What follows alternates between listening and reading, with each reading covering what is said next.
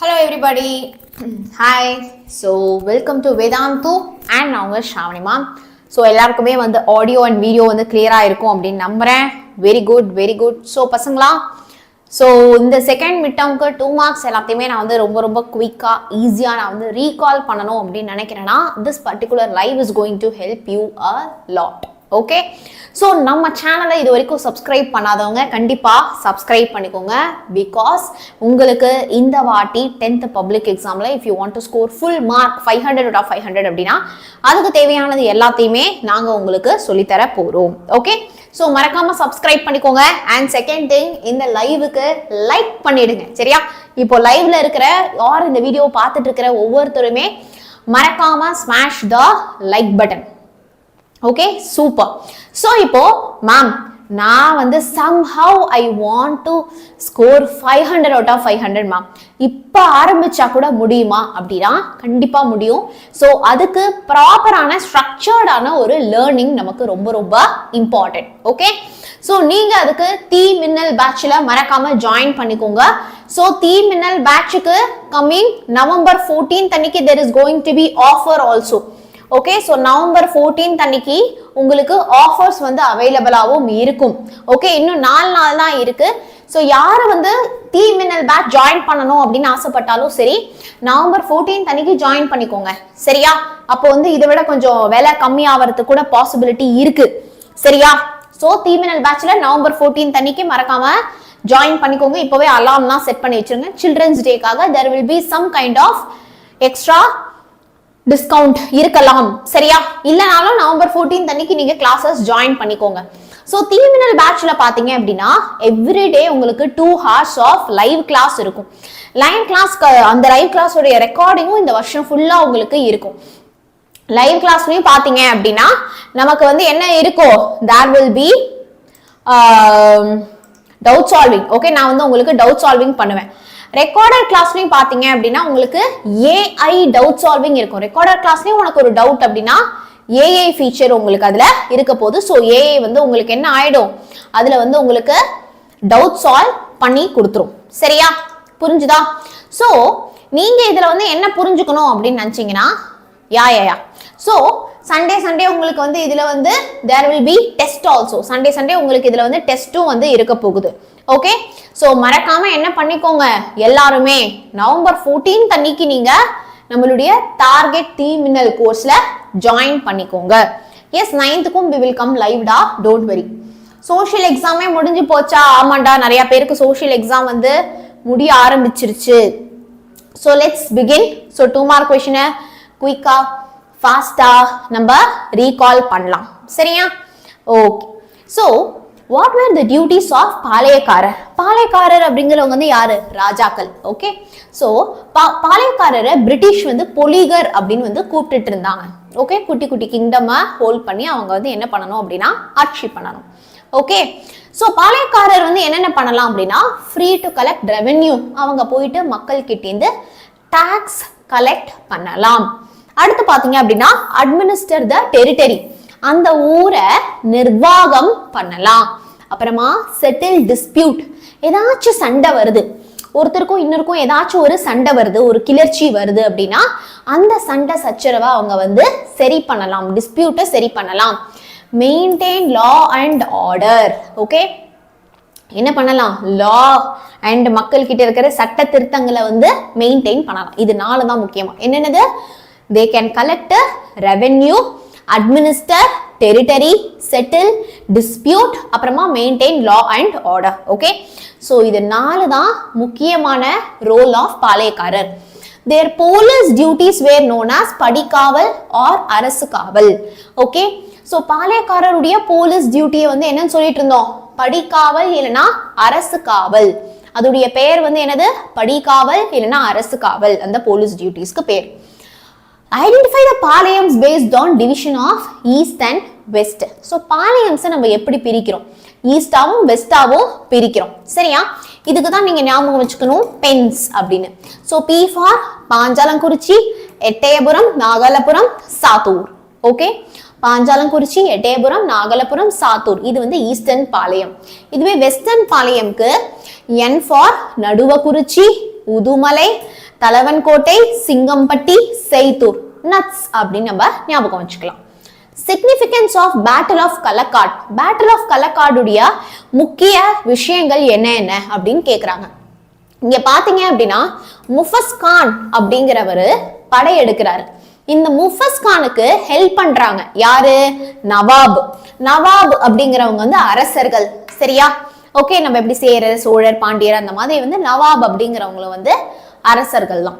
நவாப் வந்து additional contingent of சிப்பாய், இன்னும் கொஞ்சம் குரூப் ஆஃப் சிப்பாயை வந்து என்ன பண்றாங்க அப்படின்னா முஃபஸ் கானுக்கு அனுப்புறாங்க. ஓகே, எதுக்கு அப்படின்னா திருநெல்வேலிக்கு அனுப்பி விடுறாங்க. beside 1000 சிப்பாய் of the company. Already company கிட்ட வந்து ஒரு East India Company, English East India Company கிட்ட 1000 சிப்பாய் இருக்காங்க. இப்போ முஃபஸ் கான் கிட்ட நவாப் வேற ஒரு 600 சிப்பாய் அமைச்சிருக்காங்க. மொத்தமா 1600 சிப்பாய் ஆச்சா.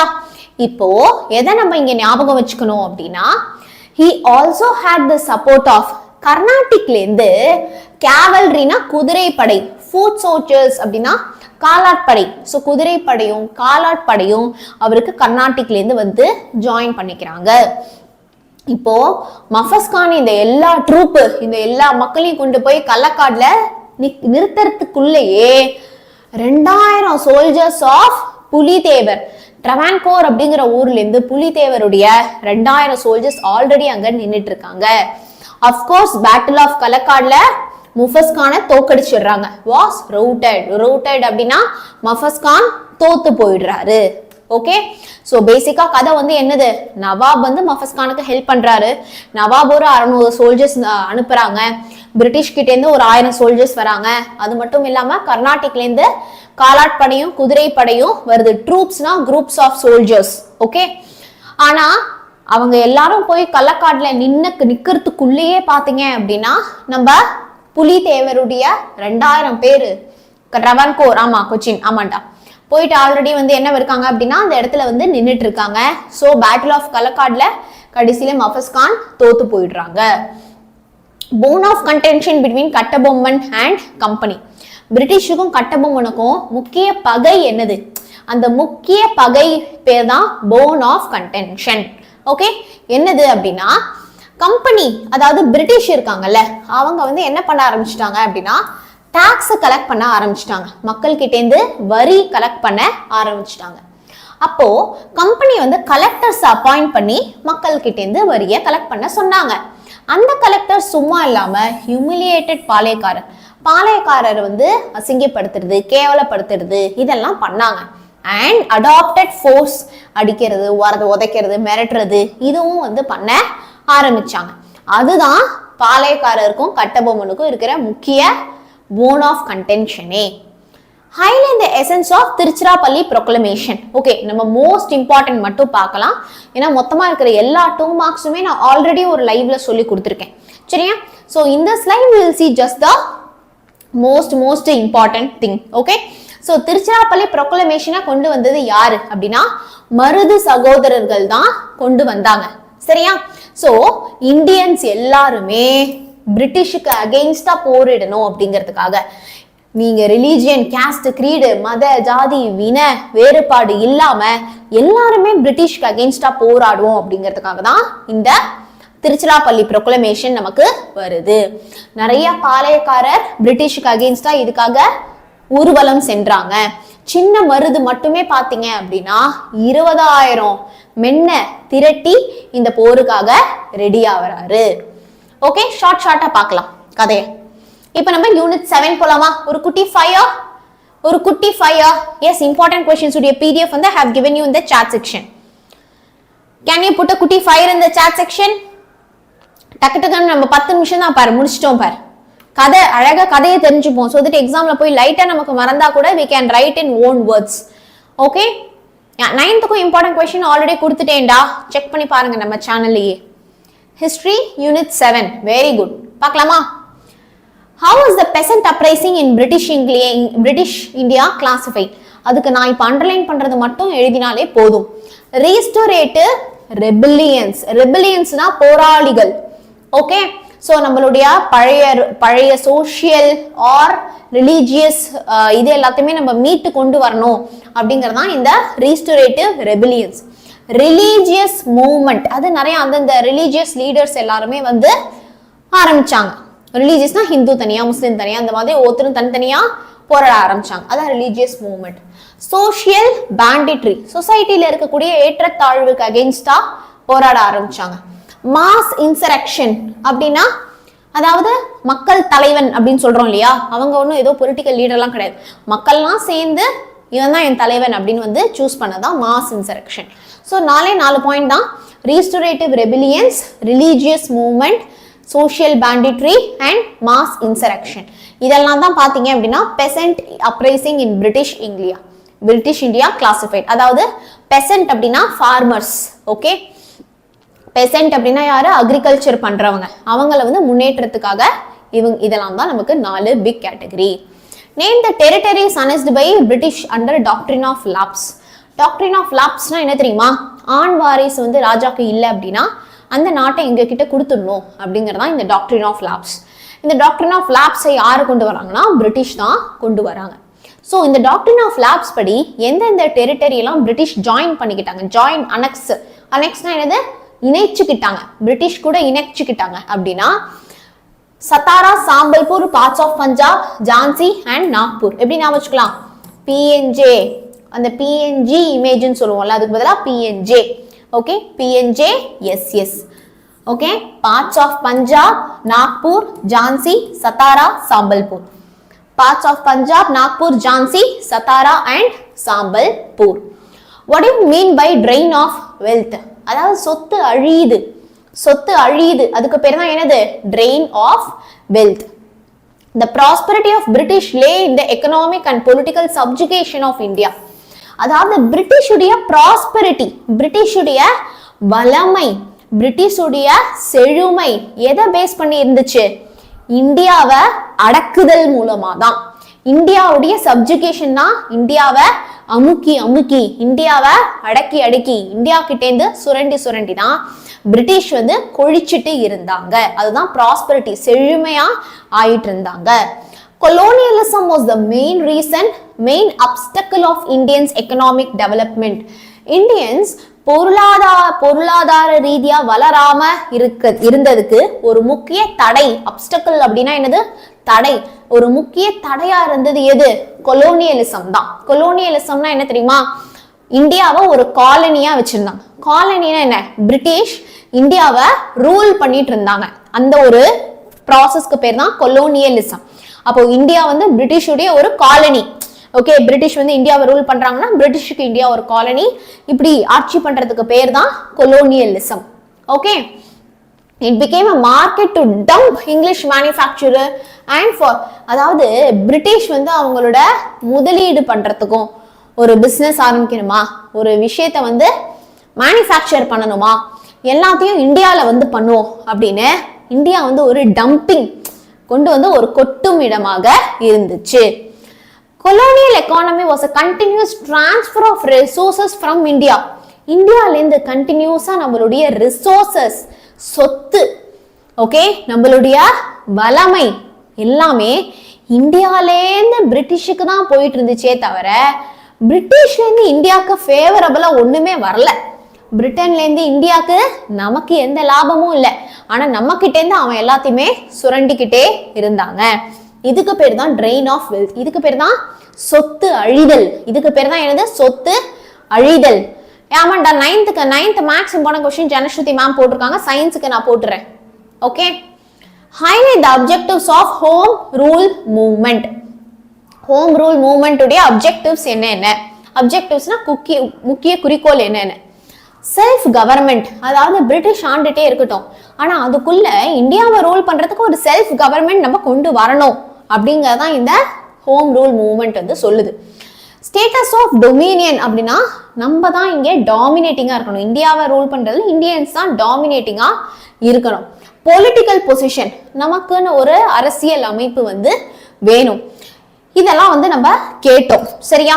இது இந்தியாவுக்கு கிடைச்சது. இந்தியாவுக்கு அடுத்துதான் பாத்தீங்க அப்படின்னா ஆஸ்திரேலியா, கனடா, சவுத் ஆப்பிரிக்கா, நியூசிலாண்டுக்கெல்லாம் கிடைச்சது. இது எப்படி?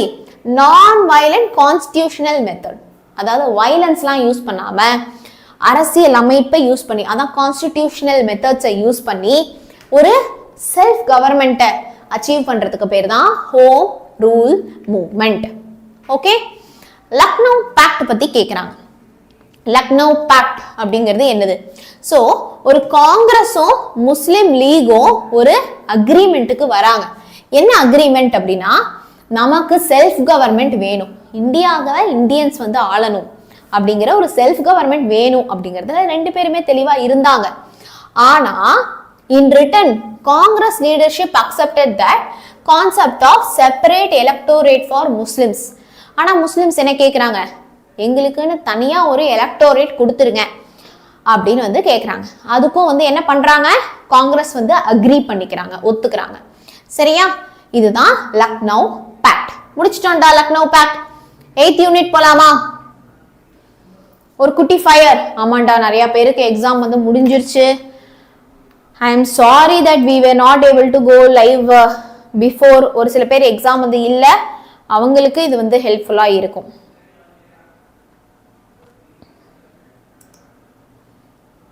அதாவது இன்னும் வந்து எக்ஸாம்ஸ் வந்து அவங்களுக்கு ஸ்டார்ட் ஆகல. For them it will be useful.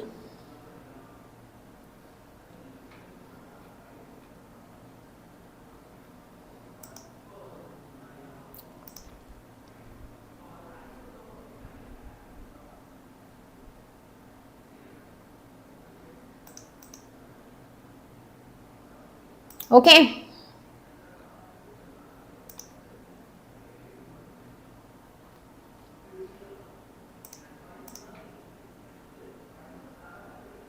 ஆரம்பிக்கலாமா? மேக்ஸுக்கு ஆல்ரெடி ஜனஸ்ருதி மேம் உடைய வீடியோஸ் வந்து இருக்கு பாருடா நம்ம சேனல்ல.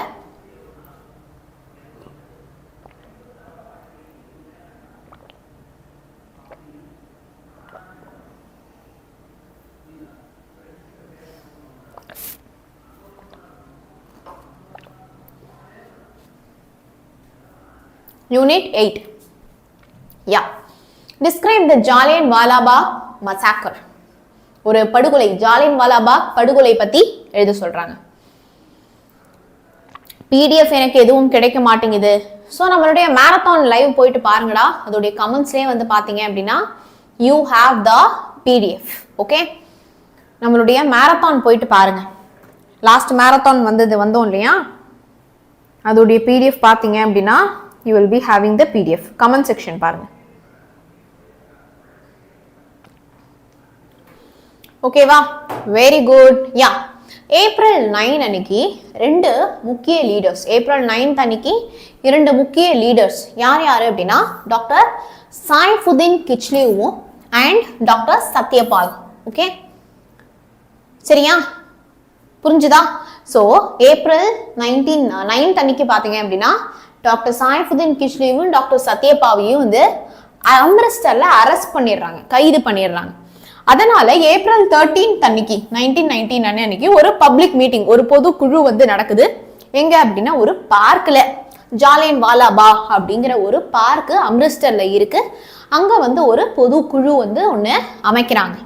சரியா, அங்க இந்த மாதிரி மக்கள் ஒண்ணு கூடுறாங்க அப்படிங்கிறது யாருக்கு தெரிய வருது அப்படின்னா ஜெனரல் ரெஜினால்ட் டயர். ஜெனரல் அப்படிங்கிறது வந்து அவருடைய பதவியுடைய பெயரு, அந்த பதவியுடைய பெயர். ஓகே, அந்த ஜெனரல் ரெஜினால்ட் டயர் இந்த விஷயத்த காதுல வாங்கின உடனே, இந்த மாதிரி இவங்கெல்லாம் அசம்பிள் ஆகுறாங்களே அப்படிங்கிற அந்த அசம்பிளேஜ காதுல வாங்கின உடனேவே அந்த அவருடைய ட்ரூப், அவருடைய மக்களை வச்சு அந்த என்டையர் பிளேஸ சரவுண்ட் பண்ணிடுறாரு. Okay, and an armoured vehicle, ஒரு ஆயுதங்களை கொண்ட வெஹிக்கிளை அனுப்பி the only entrance to the பார்க்கையும் வந்து என்ன பண்ணிடுறாங்க அப்படின்னா க்ளோஸ் பண்ணி, சுத்தி எல்லா சைடுமே வந்து ஹை வால், பெரிய பெரிய வால்ஸ் வந்து இருக்கு, எல்லாத்தையுமே பிளாக் பண்ணிட்டு firing to place without warning, எந்த ஒரு முன்னெச்சரிக்கையுமே வந்து இல்லாம என்ன பண்றாங்க, சுட ஆரம்பிச்சிடுறாங்க. சரியா, மக்களை ஃபுல்லா சுட்டு தள்ளிடுறாங்க. பாத்தீங்க அப்படின்னா அபிஷியல் ரிப்போர்ட் படியே 379 பேரை அரெஸ்ட் பண்ணிடுறாங்க. ஸோ என்ன கதை, ஜாலியன்வாலா பாக் மசாக்கர் முக்கியமான ஒரு கொஸ்டின். ஓகே, 2 பேர் டாக்டர் சாய்ஃபுதீன் கிச்லியும் டாக்டர் சத்யபாலியும் அரெஸ்ட் பண்றாங்க. அதனால மக்கள் வந்து மீட் பண்றாங்க ஜாலியன்வாலா பாக்ல. இது வந்து ஜெனரல் ரெஜினால்ட் டயருக்கு தெரிஞ்ச உடனே இதை வந்து நிறுத்தணும் அப்படின்னு சொல்லிட்டு ஒரு ஆயுதங்களை கொண்ட வெஹிக்கிளோட அவரோட ட்ரூப்பை கூட்டிட்டு ஜாலியன்வாலா பாக்கு போறாரு. அங்க போய் இருக்கிற மக்கள் அனைவரையும் சுட்டு தள்ளிடுறாரு. அந்த ஜாலியன்வாலா பாக்கு ஒரே ஒரு என்ட்ரன்ஸ் தான். Okay, thousands and thousands of பீப்புளும் இன்ஜூர் ஆயிடுறாங்க. கிலாஃபட் மூவ்மெண்ட்டை பத்தி கேட்குறான். கிலாஃபட் மூவ்மெண்ட் ஏன் அதுக்கு பேர் வந்துச்சு அப்படின்னா, கேலிஃப் ஆஃப் டர்க்கி, டர்க்கி நாட்டை சேர்ந்த கேலிஃப். கேலிஃப்னா யாரு? முஸ்லிம்ஸ் உடைய மத குரு, அதாவது முஸ்லிம்ஸ்கே ஹெட் அப்படின்னு வந்து சொல்றாங்க இந்த கேலிஃப் அப்படிங்கிறவர். அவரை வந்து ரொம்ப ரொம்ப ஹார்ஷா ட்ரீட் பண்ணிடுறாங்க. யாரு? பிரிட்டிஷ். அதுக்கு ஸ்டார்ட் ஆனது தான் இந்த கிலாஃபட் மூவ்மெண்ட். யார் ஆரம்பிக்கிறாங்க? அலி பிரதர்ஸ் தான் இந்த கிலாஃபட் மூவ்மெண்ட்டை ஆரம்பிக்கிறாங்க. யார் யார் இந்த அலி பிரதர்ஸ்? முல்லானா முகமது அலியும் முல்லானா ஷவுகத் அலியும் தான் இந்த அலி பிரதர்ஸ். காந்தி வந்து இந்த ஒரு மூவ்மெண்ட்டுக்கு சப்போர்ட் பண்றாரு. இந்து முஸ்லிம் நம்ம இதை இணைக்கலாமே அப்படின்னு பிளான் பண்றாரு. ஸோ ஆல் இண்டியா கிலாஃபட் கான்ஃபரன்ஸை முன்னின்று நடத்துறாரு காந்திஜி. இந்த கிலாஃபட் கமிட்டியில பாத்தீங்க அப்படின்னா காந்தியுடைய நான் கோஆபரேஷன் ப்ரோக்ராமை வந்து இவங்களும் வந்து அடாப்ட் பண்ணிக்கிறாங்க. ஓகே, யூசிங் நான் கோஆபரேஷன் நம்ம வந்து என்ன பண்ணலாம் அப்படின்னா போராடலாம் அப்படின்னு ஒரு பிளானுக்கு வராங்க. Okay, why did Gandhi withdraw from the non-cooperation movement? இந்த நான் கோஆபரேஷன் மூவ்மெண்ட்லேருந்து காந்தி வந்து ஏன் வித்ட்ரா பண்றார், ஏன் வந்து கைவிடுறார் அப்படின்னு கேட்குறாங்க.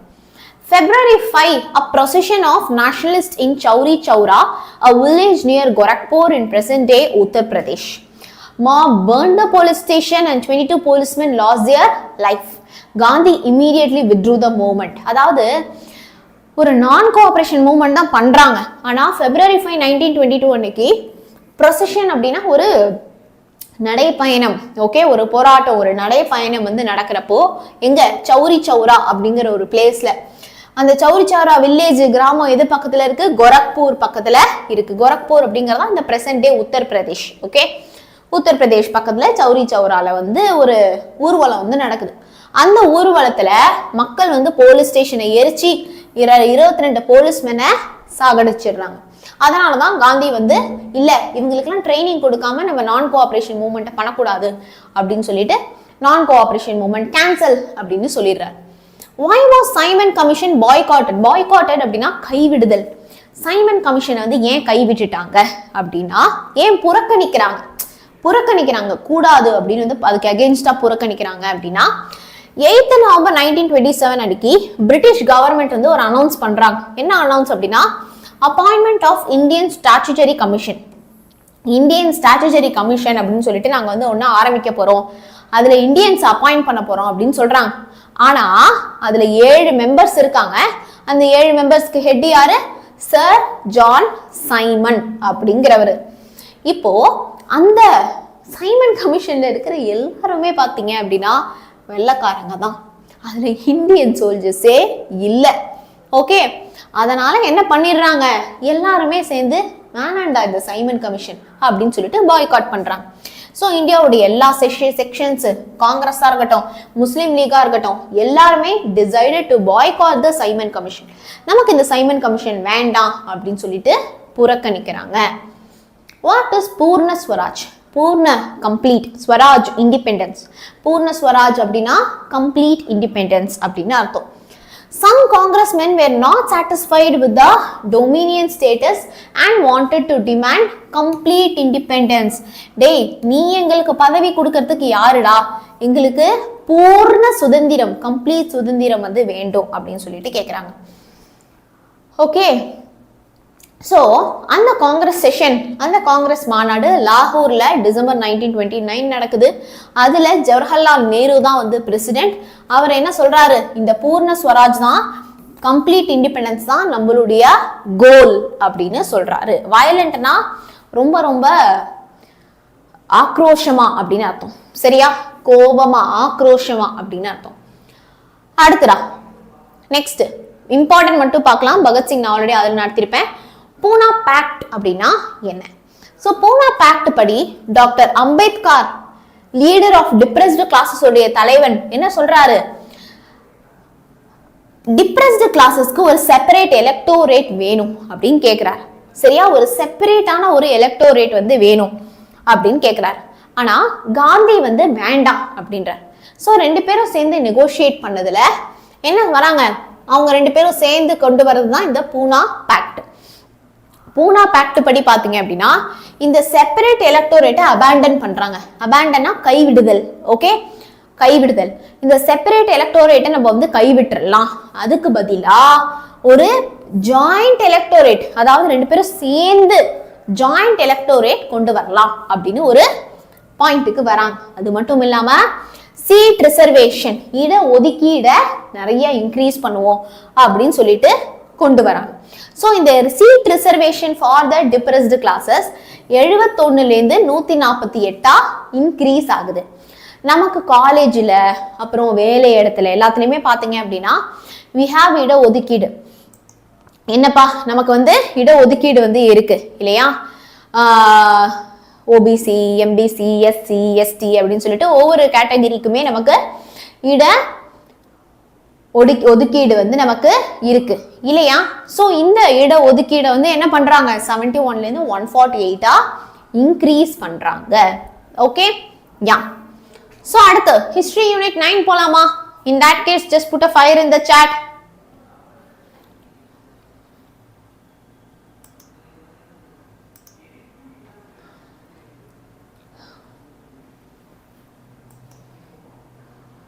எஸ், ஹிஸ்டரி போலாமா? 9th ஆக்சுவலி வந்து ஐ திங்க் இன்னைக்கு லைவ் இல்லையா, நாளைக்கு தான் லைவ் போட்டிருக்காங்க 9th.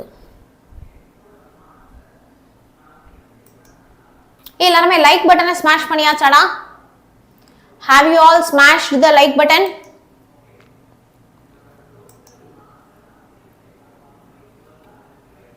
எல்லாருமே லைக் போட்டாச்சா?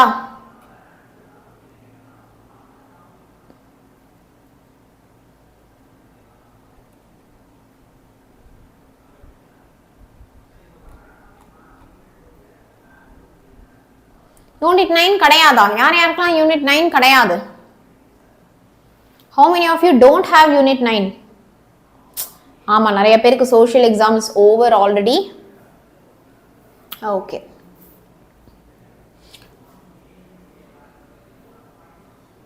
ஓகேடா. ஸோ இதில் இருக்கிற மோஸ்ட் இம்பார்ட்டன்ட் விஷயம் மட்டும் நம்ம வந்து பார்க்கலாம். ஓகே, 3 கொஸ்டின் தான் இருக்கு. அதில் கான்ட்ரிபியூஷன் ஆஃப் ஆனி பெசன்ட் வந்து நமக்கு ரொம்ப ரொம்ப இம்பார்ட்டன்ட். Okay, yeah. ஸோ ஒரு கொஸ்டின் மட்டுமாவது பார்ப்போம். அதில் இருக்கிறதே 3 தான். அதில் ஒன்று மட்டும் ரொம்ப இம்பார்ட்டன்ட், அது ஒன்றை மட்டும் பார்க்கலாம். Contribution of Annie Besant in India's freedom struggle. இந்தியாவுடைய ஃப்ரீடம் ஸ்ட்ரகிளில் ஆனி பெசன்ட்டுடைய ஒரு முக்கிய பங்கீடு கான்ட்ரிபியூஷன் அப்படின்னா பங்கீடு என்னது? Annie Besant started home rule league in 1916 and carried forward the demand for home rule all over India. Okay, home ரூலுக்கு ஒரு டிமாண்டை வந்து என்ன பண்ணாங்க அப்படின்னா ஆல் ஓவர் இந்தியா வந்து அவங்க கிரியேட் பண்ணாங்க. அவங்க வந்து ஒரு சில நியூஸ் பேப்பர்ஸ்லாம் ஆரம்பிச்சாங்க. அந்த நியூஸ் பேப்பர் தான் என்னன்னா new India and Commonwealth. New India, Commonwealth அப்படின்னு ஒரு சில நியூஸ் பேப்பர்ஸ் எல்லாம் ஆரம்பிச்சாங்க. அவங்க என்ன சொல்றாங்க? Better bullock cart and freedom than train deluxe with subjugation. Hey, நான் வந்து சுதந்திரமா மாட்டு வண்டியில போய்ப்பேன், அடிமைப்பட்டு டீலக்ஸ் ட்ரெயின்ல போறதை கம்பேர் பண்றப்போ. ஓகே, அடிமையா டீலக்ஸ் ட்ரெயின்ல போறதை விட சுதந்திரமா மாட்டு வண்டியில போறது தான் எனக்கு சந்தோஷம் அப்படின்னு சொல்றாங்க. She wrote books How India Wrought for Freedom and India, a Nation and Pamphlet on Self-Government அப்படின்னு 2 புக்குமே அவங்க எழுதுறாங்க. Okay, done. இதுதான் ரொம்ப இம்பார்ட்டன்ட். நம்ம 4th சாப்டர் போலாம். ஸோ இது வந்து நமக்கு அடுத்தடுத்து நம்ம போகலாம். சிவிக்ஸ், எக்கனாமிக்ஸ் அப்படின்னு அடுத்தடுத்த சப்ஜெக்ட்ஸ் நம்ம போகலாம். List any 4 guiding principles of Panchsheel. Okay, so பஞ்ச்ஷீலுடைய முக்கியமான கைடிங் பிரின்சிபல் என்னென்ன? மியூச்சுவல் நான் அக்ரெஷன், அதாவது ஒருத்தருக்கு ஒருத்தர் அக்ரெசிவா கோவமா சண்டை போடக்கூடாது. மியூச்சுவல் நான் இன்டர்ஃபெரன்ஸ், நான் என்ன பண்ணாலும் அடுத்த நாடு என்ன பண்ணாலும் இன்டர்ஃபியர் பண்ணக்கூடாது, அதுல மூக்கு நுழைக்க கூடாது. ஈக்குவாலிட்டி, சமமா நடத்தணும். Cooperation for mutual benefit. ஏதோ ஒரு விஷயத்தால உனக்கும் பெனிஃபிட் இருக்கு எனக்கும் பெனிஃபிட் இருக்குன்னா அதுக்கு நீ கோஆபரேட் பண்ணணும். பீஸ்ஃபுல் கோ எக்ஸிஸ்டன்ட், நீயும் வாழ நானும் வாழறேன், ரெண்டு பேருமே பீஸ்ஃபுல்லா வாழ்வோம், ரெண்டு நாடுமே பீஸ்ஃபுல்லா வாழ்வோம். இதெல்லாம் தான் principles of Panchsheel. Name the architects of the non aligned movement. Non aligned movement அப்படின்னா என்ன தெரியுமா? ஒருத்தரை ஒருத்தர் சார்ந்து இல்லாம, ஒருத்தரை ஒருத்தர் ஒரு நாடை சார்ந்து இன்னொரு நாடு இல்லாம இருக்கிறதா நான் அலைன்டு மூவ்மெண்ட். இந்தியாவுக்கு வந்து ஜவஹர்லால் நேரு, யுகோஸ்லேவியாவுக்கு தித்தோ, எஜிப்டுக்கு நாசர், இந்தோனேஷியாவுக்கு Sukarno and Ghana Kwame Nkrumah of Ghana. கானாக்கு வந்து குவாமே கிருமா. ஓகே, ஸோ இந்த பேரை வந்து மறந்துடாதீங்க. Reason for non aligned movement, ஏன் வந்து இந்தியா இந்த நான் அலைன்டு மூவ்மெண்ட்டை ஃபாலோ பண்ணுது?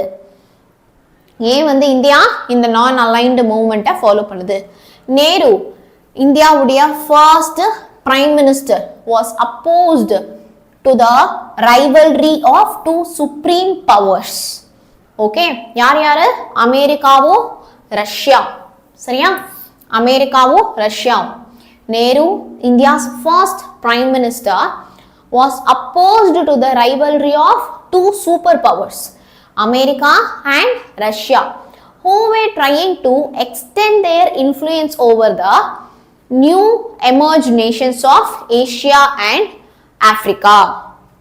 அதாவது பாத்தீங்க அப்படின்னா அவங்க என்ன பண்ண ஆரம்பிச்சாங்க? அந்த சூப்பர் பவர் அமெரிக்காவும் ரஷ்யாவும் எப்படியாச்சும் நம்ம வந்து ஏசியாவையும் ஆப்பிரிக்காவையும் அடக்கணும் அப்படின்னு முடிவெடுத்தாங்க.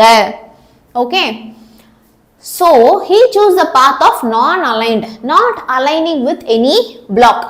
அதாவது யாரையுமே சார்ந்து இல்லாம இருக்கணும் அப்படின்னு சொல்லிட்டு நேரு வந்து முடிவெடுத்தார். ஓகே, யாரு கூடயுமே அலைன்ட் அப்படின்னா யாரு கூடயுமே ஜாயின் ஆகாம இருக்கிறது. Okay, to in the face of bipolar order of the Cold War and try to form a third bloc. நீ எய்தர் இந்த கட்சியில இரு அந்த கட்சியில இரு அப்படிங்கிறப்ப நான் ரெண்டுத்திலயுமே இருக்க மாட்டேன்டா, நான் தனியா இருக்கேன் அப்படிங்கறதா இந்த third block of nation in international affairs. Okay, main tools of foreign policy. இப்போ இந்தியாவுக்கும் ஃபாரினுக்கும் இருக்கிற பாலிசியில இருக்கக்கூடிய முக்கிய மெயின் டூல்ஸ் வந்து என்ன என்ன பார்க்கலாமா? What are the main tools? Very good. So the main tools of foreign policy are treaties, ஒப்பந்தங்கள், and executive agreement. agreement ஒப்பந்தம் தான். appointing ambassador, அதாவது அந்தந்த நாட்டை யார் வந்து ரெப்ரசென்ட் பண்றாங்க அவங்க தான் வந்து ambassador. foreign aid, ஃபாரினுக்கு உதவி செய்தல். ஓகே, அதான் foreign aid. international trade, நம்ம நேஷனுக்கும் இன்னொரு நேஷனுக்கும் நடுவில் இருக்கக்கூடிய வணிகம், அதான் international trade. armed forces, okay, armed forces அப்படின்னா வந்து என்னது? ஆயுதங்கள். இது எல்லாத்துக்குமே வந்து ஒரு சில ட்ரீட்டி வந்து சைன் பண்றாங்க.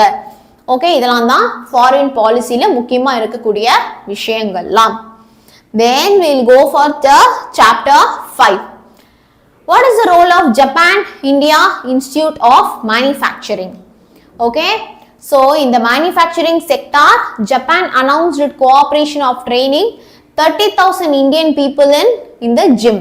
ஸோ இந்த ஜப்பான் இந்தியா இன்ஸ்டிடியூட் ஆஃப் மேனுஃபேக்சரிங்ல ஜப்பான் வந்து ஒத்துக்கிறாங்க. எதுக்கு ஒத்துக்கிறாங்க? 30,000 இந்தியன் பீப்புளை அவங்க வந்து ட்ரெயின் பண்றாங்க. ஓகே, மேனுஃபேக்சர் பண்றதுக்கு ட்ரைனிங் கொடுக்கறதா ஒத்துக்கிறாங்க. They provide Japanese style of manufacturing. Okay, அவங்க என்ன பண்றாங்க அப்படின்னா Japanese style of manufacturing skills எல்லாத்தையுமே மக்களுக்கு சொல்லி தராங்க. அது மூலமா இந்தியாவில் இருக்கக்கூடிய மேனுஃபேக்சரிங் இண்டஸ்ட்ரி தொழிற்சாலைகள் அதிகரிக்கும். So that make in India, skill India அதெல்லாம் வந்து வரும். நமக்கு தேவையானதை நம்மளே உருவாக்கிக்கலாம். அதுதான் வந்து மேக் இன் இந்தியா. இதெல்லாம் வந்து நம்ம பண்ணலாம் அப்படிங்கறதா இந்த Japanese manufacturing skills. Okay, list any 5 global grouping in which India is a member. India எந்த அசோசியேஷன் ஆர் எந்தெந்த குரூப்லலாம் மெம்பரா இருக்கு?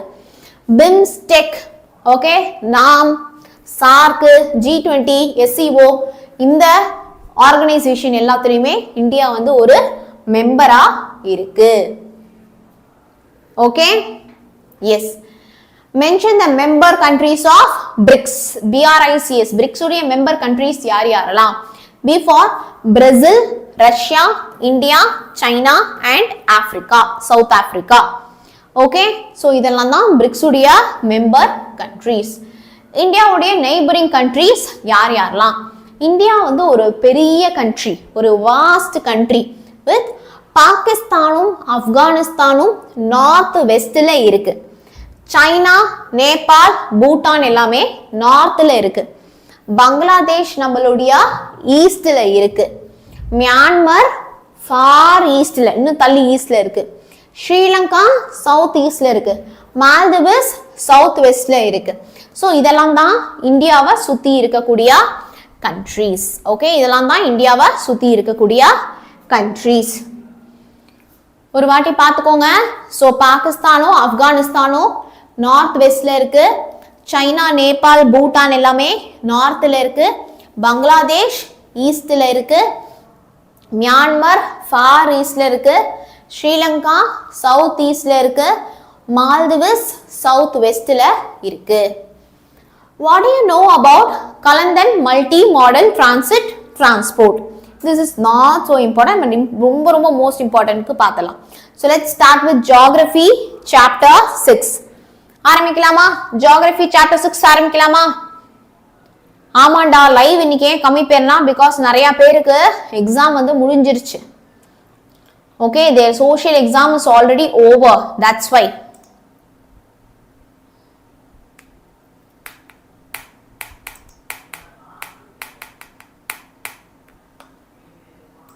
Their social exam is already over for them.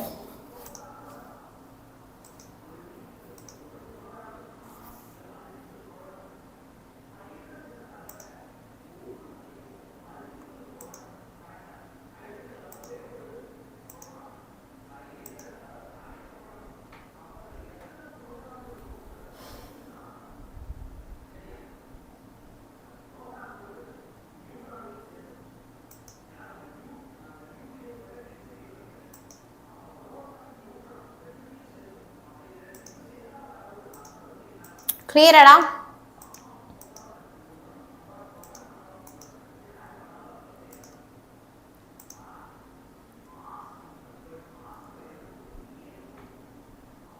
ஒரு சில பேருக்கு இருக்குல்ல எக்ஸாம்ஸ், that's why.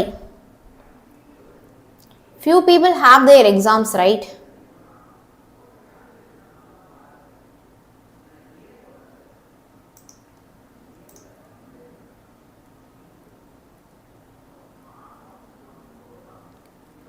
எத்தனை நாள் தூங்கல? பார்த்தா எத்தனை நாள் மாதிரி தெரியுது.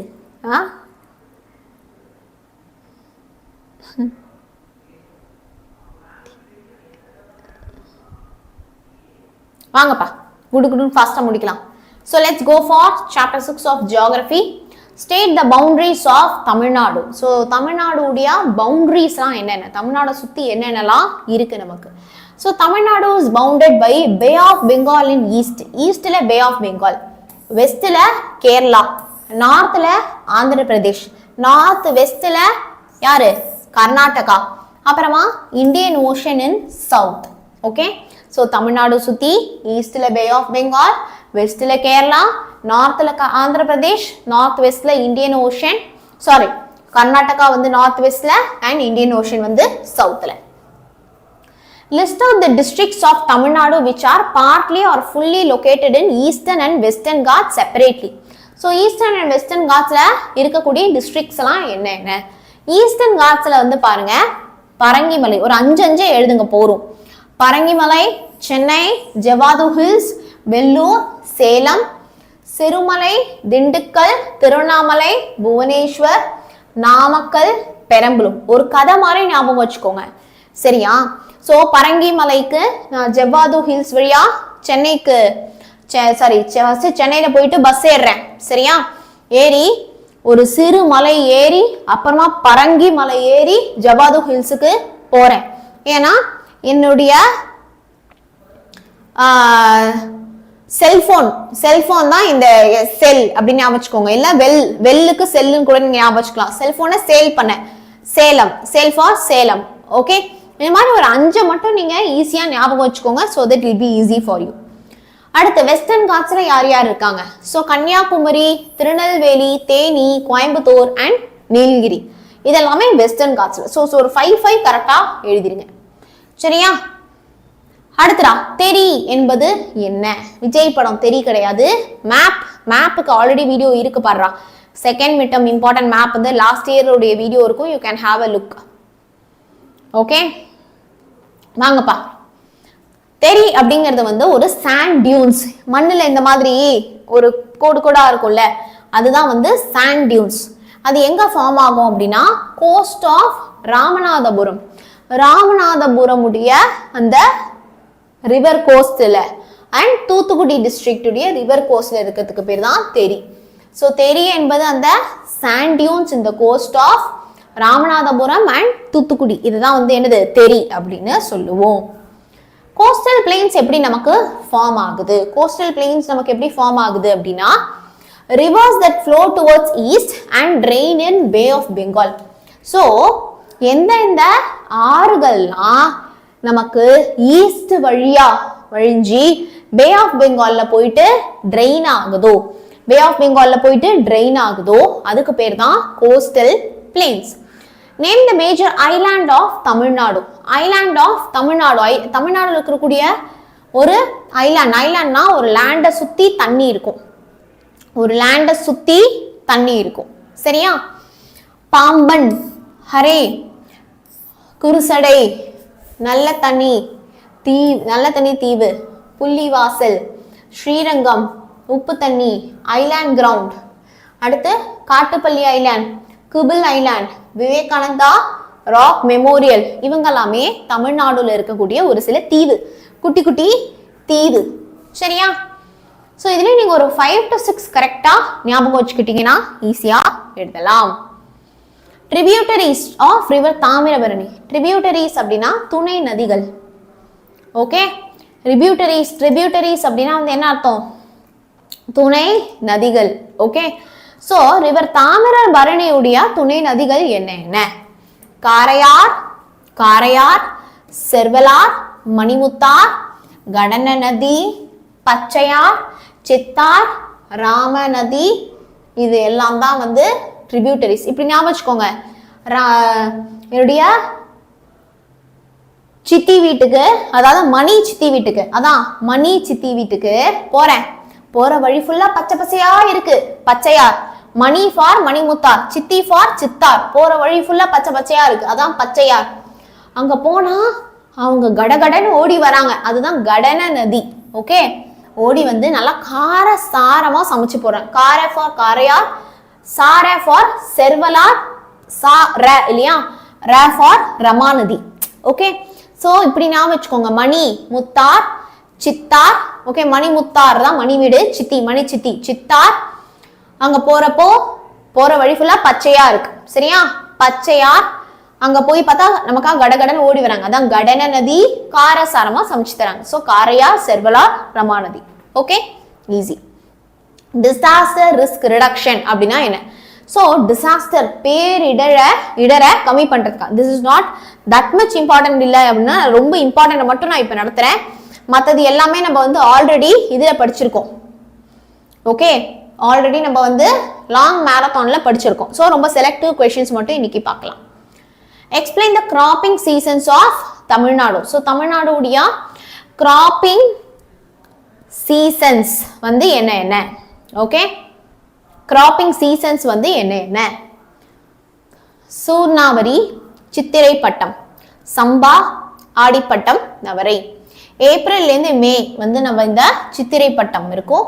அது வந்து எப்ப நம்ம ஹார்வெஸ்ட் அறுவடை பண்ணுவோம்னா August செப்டம்பர்ல.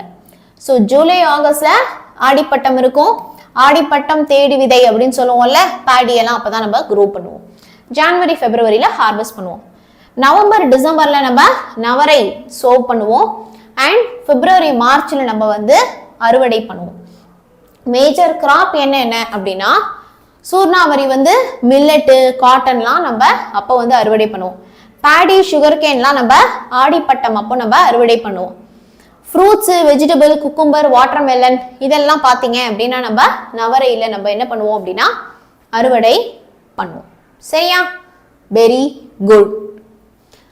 Why Coimbatore is called as Manchester of South India? மிக மிக important. Okay.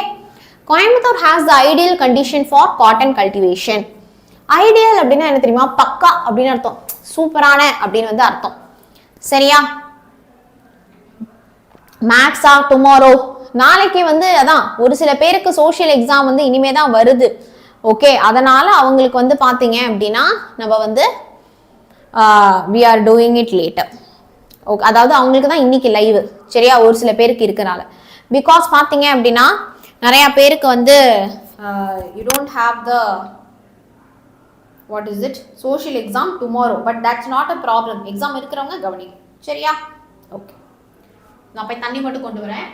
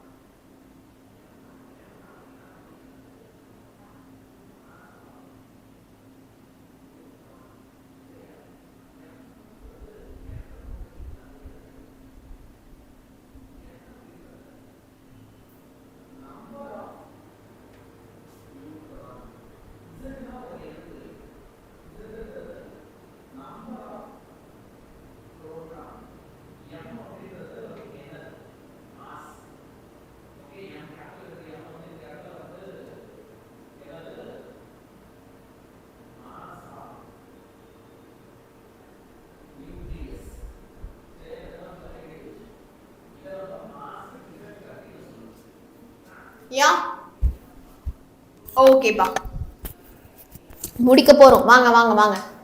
ஸோ கோயம்புத்தூர்ல தான் ஒரு பெஸ்ட் ஒரு கண்டிஷன் வந்து இருக்கு இந்த காட்டன் கல்டிவேஷனுக்கு. ஏன் அப்படின்னா ஹியூமிடான வெதர், அதாவது ஈரப்பசம் உள்ள ஒரு வெதர் கண்டிஷன் வந்து இருக்கு. எப்போ ஏர்லி ஸ்டேஜஸ்ல நம்ம வந்து நடுறப்போ, இதுவே நம்ம ஹார்வெஸ்ட் பண்றப்போ அறுவடை பண்றப்போ ஹாட் கண்டிஷன் இருக்கு. ஸோ இதுதான் ஒரு ஐடியலான கண்டிஷன் ஃபார் காட்டனை கல்டிவேட் பண்றதுக்கு. அதனாலதான் அங்க நிறைய டெக்ஸ்டைல் இண்டஸ்ட்ரீஸும் வந்து இருக்கு. அதனாலதான் கோயம்புத்தூரை நம்ம மான்செஸ்டர் ஆஃப் தமிழ்நாடு அப்படின்னு சொல்றோம். ஓகேவா? யா. ஸோ அடுத்து போலாமா? வாங்கப்பா, நெக்ஸ்ட் போலாமா? யா. What important transport multipurpose projects of Tamil Nadu? தமிழ்நாடுடைய முக்கிய மல்டிபர்பஸ் ப்ராஜெக்ட்ஸ் எல்லாம் என்ன என்ன? மேட்டூர் அணை, Mettur dam, Amaravathi dam, Papanasam dam, Bhavani Sagar dam. சரியா? நல்லா ஞாபகம் வச்சுக்கோங்க. Mettur dam, Amaravathi dam, Papanasam dam, Bhavani Sagar டேம்லாம் மல்டிபர்பஸ் நம்ம வந்து யூஸ் பண்றோம். Okay, so these are very very important. MRTS என்றால் என்ன? Mass rapid transport system. அது வந்து ஒரு சப்அர்பன் ரயில்வே நெட்வொர்க். கரண்ட்லி நம்ம நிறைய மெட்ரோ சிஸ்டம்லாம் கொண்டு வரோம் இல்லையா? மெட்ரோ சிஸ்டம்லாம் நம்ம நிறைய வந்து கொண்டு வரோம். அதாவது அண்டர் கிரவுண்ட்ல நிறைய மக்களை ஃபாஸ்டா டிரான்ஸ்போர்ட் பண்றதுக்கும் அந்த டிராஃபிக் எல்லாம் வந்து கம்மி பண்றதுக்காகவும் இந்த MRTS நம்ம முக்கியமா கொண்டு வரோம். It is mainly started to manage the crowd during peak hours. ரொம்ப peak hours முக்கியமான காலத்துல peak hoursனா ஸ்கூல் போயிட்டு வராங்க, ஆஃபீஸ் போயிட்டு வராங்க, இந்த peak hoursலாம் crowd மேனேஜ் பண்றதுக்காக தான் இந்த மெட்ரோ சிஸ்டம் கொண்டு வந்தாங்க. Heart of the city from north to south. Heart of the சிட்டினா சிட்டில இருக்கிற எல்லா முக்கிய பிளேசஸையும் வந்து இந்த மெட்ரோ சிட்டி வந்து என்ன பண்ணும், முக்கியமா நமக்கு கனெக்ட் பண்ணும். Okay, airports and seaports of Tamil Nadu. தமிழ்நாடுல எங்கெல்லாம் வந்து துறைமுகமும் ஏர்போர்ட்டும் இருக்கும்.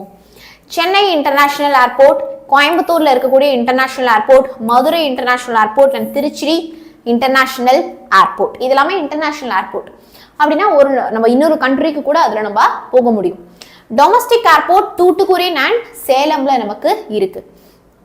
முக்கிய சீ போர்ட் எங்க இருக்குன்னா சென்னை, எண்ணூர், தூத்துக்குடியில வந்து முக்கியமான கடல் சீ போர்ட் வந்து நமக்கு இருக்கு. Nagapattinam and 15 minor port. அங்க வந்து பாத்தீங்கன்னா இன்டர்மீடியேட் போர்ட், ஒரு குட்டி குட்டி இன்டர்மீடியேட் போர்ட்டும் நமக்கு நாகப்பட்டினமும் 15 மைனர் போர்ட்டும் நமக்கு இருக்கு. துறைமுகம் அப்படின்னு சொல்லுவோம் சீ போர்ட். முக்கியமா நம்ம ரீசெண்டா ஹியர் பண்ண அந்த ஏதாச்சும் ஸ்டாம்பீடை பத்தி சொல்றாங்க. ஸ்டாம்பீட் அப்படிங்கறதுல வந்து இங்க வந்து அத்திவரதர் கோயில் நடந்த பத்தி சொல்லியிருக்காங்க. we can also write about the Karur issue இல்லையா? சோ கரூர்ல வந்து என்ன ஆச்சு, கரூர்ல என்னடா ஆச்சு?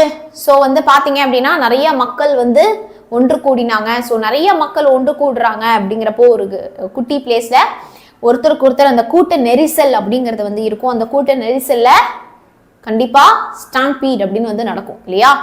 யாராச்சும் இடிச்சுட்டு கீழே விழுந்துட்டாங்க அப்படின்னா கீழே விழுந்தவங்க மேல நடந்து போய் அவங்க இறக்குறதுக்கு பேர் தான் ஸ்டாம்பீட். ஓகே, ஸோ ஆமாம் 49 மெம்பர்ஸ் வந்து டைடா. ஆமாண்டா. ஸோ அதை வந்து நீங்கள் வந்து என்ன பண்ணலாம் அப்படின்னா எழுதலாம். ஓகே, நம்ம தான் ஜாக்கிரதையா இருக்கணும். மக்கள் தான் என்ன இருக்கணும், இந்த ஸ்டாம்பீட்லேருந்து ஜாக்கிரதையா இருக்கணும். ஓகே, மிக மிக கூட்டம் பயங்கரமா கூடும் இடத்தில் நம்ம வந்து என்ன பண்ணக்கூடாது, பெருசா போகக்கூடாது. ஓகேவா? நம்ம உயிர் நம்ம தான் பாதுகாத்துக்கணும். மேப்புக்கு வந்து நீங்க என் பேரை போட்டு சர்ச் பண்ணுங்க, important map Sravani ma'am search பண்ணுங்க, you will get the video. Okay, you will get the video. You can also write about அந்த அத்திவரதர் கோயிலையும் நிறைய மக்கள் வந்து போய் அங்கேயும் வந்து ஸ்டாம்பீட் நமக்கு ஆச்சு. எக்கனாமிக்ஸ்ல chapter 4, why do we pay tax to the government? கவர்மெண்ட்டுக்கு நம்ம ஏன் வந்து வரி கட்டணும்? நல்லா எக்ஸ்பிளைன் பண்றேனா? நன்றி. நல்லபடியா எக்ஸாமும் எழுதுங்க. கவர்மெண்ட்டுக்கு ஏன் வந்து நம்ம வரி கட்டணும்? State and then functional equivalent throughout history have used money to provide taxation and carry out many function. So ஒவ்வொரு ஸ்டேட்டுமே வந்து இந்த டாக்ஸை கலெக்ட் பண்ணி நிறைய ஃபங்க்ஷன்ஸ் வந்து பண்றாங்க. ஃபங்க்ஷன்னா வந்து விழா கிடையாது, நிறைய செயல்பாடுகள் செய்யறாங்க. அது என்னென்ன செயல்பாடுகள், என்னென்ன செலவுகள், எக்ஸ்பெண்டிச்சர்னா செலவு என்னென்ன அப்படின்னா டிரான்ஸ்போர்ட்டேஷன். அஃப்கோர்ஸ் நமக்கு ஒவ்வொரு பொருட்களும் வேணும் அப்படின்னா அந்த டிரான்ஸ்போர்ட்டேஷனுக்கு வந்து ரோடு வேணும். அந்த டிரான்ஸ்போர்ட்டேஷனுக்கு லாரி, பஸ்ஸு, காரு இதெல்லாம் வேணும். அந்த லாரி, பஸ்ஸு, காருக்கு பெட்ரோல் வேணும். ஸோ இது எல்லாமே டிரான்ஸ்போர்ட்டேஷனுக்குள்ள அடங்கும். சானிடேஷன், நிறைய பப்ளிக் டாய்லெட், பப்ளிக் பாத்ரூம்ஸ் வந்து இருக்கு. அண்ட் தூய்மை பணியாளர்கள் இருக்காங்க இல்லையா? குப்பை எல்லாத்தையுமே வந்து கிளீன் பண்ணி ரோடை சுத்தமா வச்சுக்கிறதுக்கு, தூய்மையா வச்சுக்கிறதுக்கு தூய்மை பணியாளர்கள் இருக்காங்க. பப்ளிக் சேஃப்டிக்காக யார் இருக்காங்க? போலீஸ் எல்லாம் வந்து இருக்காங்க. So public safety. Education, government schools இருக்கு. Health care system, government hospital இருக்கு. அடுத்து பாத்தீங்க அப்படின்னா மிலிட்ரி, நம்ம கிட்ட ஆர்மி இருக்கு. சயின்டிபிக் ரிசர்ச் நம்ம பண்ணிட்டு இருக்கோம். கல்ச்சர் அண்ட் ஆர்ட்ஸ் இருக்கு. பப்ளிக் ஒர்க் இருக்கு. பப்ளிக் இன்சூரன்ஸ் இருக்கு. இது எல்லாமே கவர்மெண்ட்டுடைய நிறைய அங்கங்களை ஆப்ரேட் பண்ணணும் இல்லையா? இது எல்லாத்துக்குமே டாக்ஸ் தான் ஒரு முக்கிய ஒரு பங்கு. ஓகே, ஸோ நம்ம ஒவ்வொருத்தரும் கட்டுற டாக்ஸ் வந்து இருக்கு இல்லையா? குவார்டர்லி எக்ஸாமுக்கு மேப் எடுத்த மாதிரி இது கேடுங்க. ஆல்ரெடி எல்லாரும் வந்து சோஷியல் எக்ஸாம் முடிஞ்சிருச்சு அப்படின்னு லைவ் வரமாட்டீங்க. இந்த லைவ் முடிஞ்சதுக்கு அப்புறமா யாருக்கெல்லாம் நாளைக்கு சோஷியல் மேப் இருந்தா ஹெல்ப்ஃபுல்லா இருக்கும் அப்படின்னா எனக்கு கமெண்ட்ஸ்ல சொல்லுங்க, நான் நடத்துறேன். But I am not going to teach any more social second mid term live. Okay, because since நிறைய பேருக்கு எக்ஸாம் முடிஞ்சதுனால I will not teach social mid term live anymore. அப்படி வேணும்னா எனக்கு கமெண்ட்ஸ்ல என்னைக்கு வேணும் அப்படிங்கிறத சொல்லுங்க. டைப்ஸ் ஆஃப் டாக்ஸ்ல 2 கைண்ட் ஆஃப் டாக்ஸ் இருக்கு. ஒன்று வந்து டைரக்ட் டாக்ஸ், ஒரு இண்டிவிஜுவலோ ஒரு கம்பெனியோ டைரக்டா கட்டுறதுக்கு பேர் தான் என்னது direct tax. Tax imposed on individual இல்லைனா ஒரு ஆர்கனைசேஷன், அதை நம்ம டைரக்டா கட்டிடுவோம். Income tax, corporate tax, wealth tax, இது எல்லாமே டைரக்ட் டாக்ஸ். இந்த இன்டைரக்ட் டாக்ஸ் அப்படின்னா யார் டாக்ஸ் கட்டணுமோ அவங்க கட்ட வேணாம், அவங்க அந்த பேர்டனை வேற யார்கிட்டயாவது என்ன பண்ணிடலாம் அப்படின்னா தலையில கட்டிடலாம். அதாவது stamp duty, entertainment tax, excise duty, இதெல்லாம் வந்து இன்டைரக்ட் டாக்ஸஸ். ப்ராக்ரெசிவ் டாக்ஸ்னா என்ன? ப்ராக்ரெசிவ் டாக்ஸ் அப்படிங்கிறது அதாவது நம்மளுடைய வருமானம் இன்க்ரீஸ் ஆக டாக்ஸ் இன்க்ரீஸ் ஆகும். அந்த வருமானம் தான் என்னதுன்னா மல்டிப்ளிகண்ட், டாக்ஸ் தான் மல்டிப்ளையர். என்னோட சேலரி இன்க்ரீஸ் ஆக அந்த டாக்ஸும் இன்க்ரீஸ் ஆகும். ஓகே, இதுக்கு பேர் தான் ப்ராக்ரெசிவ் டாக்ஸ். எக்ஸாம்பிள், இன்கம் வந்து இன்க்ரீஸ் ஆச்சு அப்படின்னா டாக்ஸும் இன்க்ரீஸ் ஆகும். அடுத்ததா டாக்ஸ் எவேஷன்னா என்ன? நான் டாக்ஸ்ல இருந்து தப்பிக்கிறேன், டாக்ஸ் கட்டாம தப்பிக்கிறேன், அதுக்கு பேர் தான் டாக்ஸ் எவேஷன். அது வந்து இல்லீகல், அகெயின்ஸ்ட் லா. சரியா? அது ஒரு இண்டிவிஜுவல் பண்ணலாம், இல்ல ஒரு கார்பரேஷன் பண்ணலாம், இல்லைன்னா ஒரு ட்ரஸ்ட் பண்ணலாம், ஒரு கம்பெனி பண்ணலாம், இல்லைனா ஒரு தனிநபர் பண்ணலாம், இல்லைனா ஒரு ட்ரஸ்ட் ஆர்கனைசேஷன் என்ஜிஓ கூட பண்ணலாம். டாக்ஸ் கட்டாம இருக்கிறது இல்லீகல், அதுக்கு பேர் தான் டாக்ஸ் எவேஷன். இந்த டாக்ஸ் எவேஷன்ல எதெல்லாம் வரும் அப்படின்னா அண்டர் ரிப்போர்ட்டிங் இன்கம். எக்ஸாம்பிள், நான் வந்து 2 lakhs per month சம்பாதிக்கிறேன். 2 lakhsனா நான் டாக்ஸ் கட்டணும். நான் என்ன பண்றேன், 1 lakh தான் சம்பாதிக்கிறேன் அப்படின்னு கவர்மெண்ட் கிட்ட போய் சொன்னா அதுக்கு பேர் தான் tax evasion, under reporting. Okay, நான் கணக்கை கம்மியா சொல்றேன், அதுக்கு பேர் என்னது அண்டர் ரிப்போர்ட்டிங். அடுத்ததா இன்ஃப்ளேட்டிங் டிடக்ஷன்ஸ் ஆன் எக்ஸ்பென்சஸ். நான் என்ன சொல்றேன், நான் 2 lakh சம்பாதிக்கிறேன்னா அந்த 2 lakhல 1 lakh எனக்கு ஆஃபீஸ் செலவுலயே போயிடுது, அப்ப நான் 1 lakh தான் நான் வீட்டுக்கே கொண்டு போறேன் அப்படிங்கறதா என்னது இன்ஃப்ளேட்டிங் டிடக்ஷன்ஸ். ஓகே, இன்ஃப்ளேட்டிங்னா என்னோட செலவை நான் அதிகப்படுத்துறேன், செலவை நான் என்ன பண்றேன் அதிகப்படுத்துறேன், இல்லைனா பணத்தை கொண்டு போய் ஒழிச்சு வச்சிடுறேன், அதுக்கு பேர் என்னது hiding money. Okay, hiding interest in offshore account. அதாவது வரக்கூடிய இன்ட்ரெஸ்ட் இருக்குல்ல, வட்டி, அதை வந்து நான் என்ன பண்றேன், பேங்க்ல சேர்த்து வச்சிருக்கேன், எனக்கு வட்டி வருது அப்படின்னா அந்த வட்டிக்கும் நான் டாக்ஸ் கட்டணும். அது கட்டாம நான் வேற ஒரு அக்கௌண்ட்டை ஓபன் பண்ணி அதுல சேர்த்து வச்சா அதுவும் டாக்ஸ் எவேஷன், அதுவும் தப்பு தான். அடுத்ததா ப்ரப்போர்ஷனேட் டாக்ஸ் அப்படின்னா என்ன? பப்ளிக் 2023ல கூட இது கேட்டிருக்காங்க. Tax levied on goods and service in fixed proportion is called as proportionate tax. இந்த பிஸ்கட் பாக்கெட்டுக்கு இதான் டாக்ஸ், இந்த சாக்லேட்டுக்கு இதுதான் டாக்ஸ், அதுக்கு பேர் தான் என்னது proportionate tax. Okay, all taxpayers contribute the same proportion of their income. இப்போ நான் 1 லட்சம் சம்பாதிச்சாலும் அந்த பிஸ்கட் பாக்கெட்டுக்கு அதுதான் டாக்ஸ், நான் 2 லட்சம் சம்பாதிச்சாலும் அந்த பிஸ்கட் பாக்கெட்டுக்கு அதுதான் டாக்ஸ். சரியா? சோ எல்லா டாக்ஸ் பேயர்ஸுமே வந்து அதே காசு தான் கட்டுவாங்க. கார்ப்பரேட் டாக்ஸ் அப்படின்னா என்ன? கம்பெனிஸ் கட்டக்கூடிய டாக்ஸஸ் தான் வந்து என்னது அப்படின்னா கார்ப்பரேட் டாக்ஸ். அதுல நான் ஒரு இண்டிவிஜுவல் கட்ட மாட்டேன், வேதாந்தோடைய ஷேர் ஹோல்டர்ஸ் அவங்களா தான் அதை வந்து கட்டுவாங்க, அதுக்கு பேர் தான் கார்ப்பரேட் டாக்ஸ். நான் கட்டுறேன்னா அதுக்கு பேர் வந்து individual personal tax. It is charged on royalties, interest gained from sale of capital asset located in India and free for technical services and dividend. அதாவது இந்த ஒரு கம்பெனிக்குன்னு ஒரு சில ஷேர் ஹோல்டர்ஸ் வந்து இருப்பாங்க. இப்போ அந்த கம்பெனியை விற்கிறாங்க அப்படின்னாலுமே அந்த கம்பெனிக்குன்னு ஒரு பேர் இருக்கும், அந்த கம்பெனியை விற்கிறப்போ அதுக்குன்னு ஒரு வேல்யூ இருக்கும், அந்த வேல்யூக்கான ஒரு டாக்ஸ் தான் ராயல்டிஸ் அப்படின்னு சொல்லுவாங்க. ஆர் நான் அதை விற்கிறதுனால எனக்கு வரக்கூடிய வருமானத்திலேருந்து இருக்கக்கூடிய வட்டி, அதுதான் வந்து என்னதுன்னா இன்ட்ரெஸ்ட் கெயின். ஆர் நான் வந்து இந்தியால அந்த இன்கம் வருது, நான் ஃபாரின்ல இருக்கேன் அப்படின்னா அதுவும் வந்து என்னது, அதுவும் நம்ம இந்த கார்ப்பரேட் டாக்ஸ்ல நமக்கு வரும். அடுத்த சாப்டர் போலாமா? 5th chapter. Very good. why are wages low in agriculture செக்டார்ல ஏன் வந்து வருமானம் ரொம்ப ரொம்ப கம்மியா இருக்கு? ஏன் அப்படின்னா there are limits to ability of agriculture to absorb labor due to the declining marginal productivity of land. Okay, அதுல இருந்து வரக்கூடிய வருமானம், அதாவது ப்ரொடக்டிவிட்டினா என்னது, ஈல்டு வந்து நமக்கு ரொம்ப ரொம்ப கம்மியா இருக்கு. wages too cannot therefore increase as a result poverty level may remain high. இதனால தான் மக்களுக்கு வந்து என்ன பண்ண முடியல, காசு பத்தல, வேஜஸ் பத்தல, அதனால பாவர்ட்டி லெவல் அதிகமாயிட்டே இருக்கு. பாவர்ட்டினா பஞ்சம், பஞ்சம் என்ன ஆயிட்டே இருக்கு, அதிகமாயிட்டே இருக்கு. Especially when more and more people continue to rely on agriculture for their livelihood. இப்போ அவங்களுடைய லைவ்லிஹுட் வாழ்வாதாரமே வந்து விவசாயம் தான். ஓகே, இன்னைக்கு நீங்களோ நானோ சாப்பிட்றோம், உயிர் வாழறோம் அப்படின்னா அதுக்கு என்ன முக்கியம்? சோறு முக்கியம் இல்லையா? 3 வேளை எல்லாருமே சோறு வாங்குறோம், சோறு சாப்பிட்றோம். 3 வேளை உலகத்துல இருக்கிற நம்ம எல்லாருமே சாப்பாட்டை நம்பி தான் இருக்கோம்.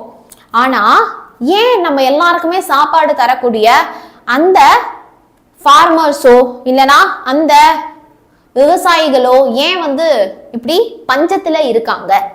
அதை நீங்க புரிஞ்சுக்கணும். ஓகே, அவங்க வந்து பாத்தீங்க அப்படின்னா பஞ்சத்துல இருக்காங்க, அவங்களோட வாழ்வாதாரமே காணும். இண்டஸ்ட்ரியல் கிளஸ்டர்னா என்ன? கிளஸ்டர் அப்படின்னாலே வந்து கொத்து, குரூப்னு அர்த்தம். சரியா? குரூப். ஓகே, கிளஸ்டர் அப்படின்னாலே வந்து என்ன அர்த்தம்? ஒரு குரூப் அப்படின்னு அர்த்தம். Industrial clusters are group of firms. ஃபர்ம்னாலே நிறைய கம்பெனி சேர்ந்ததான் ஒரு ஃபர்ம் அப்படின்னு சொல்லுவோம். நிறைய இண்டஸ்ட்ரீஸ் ஒன்று சேர்ந்து இருக்கு ஒரே ஜியாகிரபிக்கல் ஏரியால, ஒரு ஏரியால. ஸோ அவங்களுக்குன்னு ஒரு காமன் மார்க்கெட் இருக்கும். அதுக்கான டெக்னாலஜி, அதுக்கான ஸ்கில் ரெக்குயர்மெண்ட் எல்லாமே அந்த ஒரு ஜியாகிரபிக்கல் ஏரியாக்குள்ளே.